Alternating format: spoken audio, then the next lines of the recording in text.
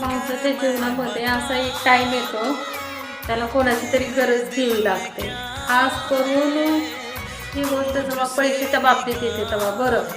म्हणून मी तुम्हाला सांगते, तुम्हाला जीवनामध्ये कधीही लाईफमध्ये तुम्हाला कधी अशी गरज पडली की हा बाबा मला ती गरज पूर्ण करायची असं तसं, तर तुम्हाला कधीही पैशाची गरज पडली, तुम्हाला कधीही पैसे हवे असले तर प्लीज तुम्ही, मला रिक्वेस्ट आहे, माझ्याकडे पैसे मागायला नका येऊ, खरंच नका येऊ. मी स्वतः कंगाल आहे. मी स्वतः कंगाल, तुम्हाला काय पैसे देणार हो? खरंच माझी स्वतःची लाईफच जंट झालेली आहे, तर मी तुम्हाला काय पैसे देणार? जसं म्हणतात ना, जेब खाली बैठे मार ताली, तसं काम आहे माझं. बसून फक्त टाळ्या मारायचं काम आहे. माझ्याकडे तर खरंच पैसे नाही, तुम्ही कोणीच माझ्याकडे पैसे मागायला येऊ नका प्लीज. तुमच्याकडे काय असतील का ते मला द्या बरं नक्की.